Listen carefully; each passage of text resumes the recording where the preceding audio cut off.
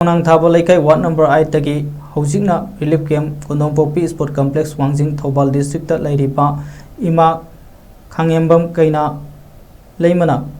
Haukiba Tang Taran Thoida Masagi Anaba Amana Maram Oiraga Laikidabada Maikai Kayadagi Awaba Pondoroli Khangembam Kaina Leim Moriki Khanongpok Apunba Nupiluvki Secretary Amadi President Gi Thogai Puduna Asobo Thodang Kaya Ma Lauduna Laki Amasung Mori Handloom Silk and Weavers Cooperative Society Limited ki Secretary Amadi President gi Thawai Puramduna More Lamdamda Nupi Singi Economy Saukhatnaba Honaram ki Lona More da Leiba Ima Kondong Lairembi Harau Badasu Sahi Kudingi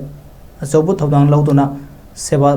Pangthokna Laki Masida Sunatana More Miyamgi Thodo Wathok Kayada Mangjin Thaduna Thabuk Thoram Kaya Pangtholam Kibi Atangba Ima Amani Ima na Manung Manap Matam Sadana Laikidabada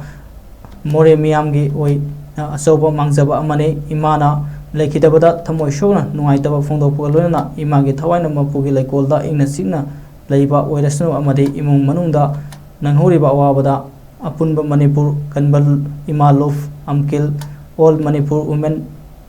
Social Reformation and Development Samas Nupi Samas All Manipur Tami Singmi Apunba Nupilof Nongpok Laingak Apunba Nupilof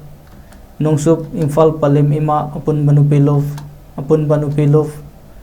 Bisnupur Thobal District United Women's Development Organization Iraipak Inat Chanura Loina Silon United People's Front Manipur National Identity Protection Council Manipur Peace and Integrity Council Coalition Against Drug and Alcohol All Manipur Progressive Farmers Association Extrajudicial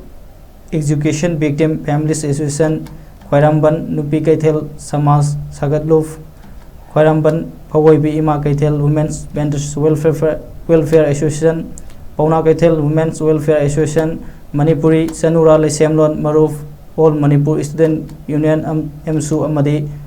Advanced Women Society Awang Sengmaina Amatoina Saru Yake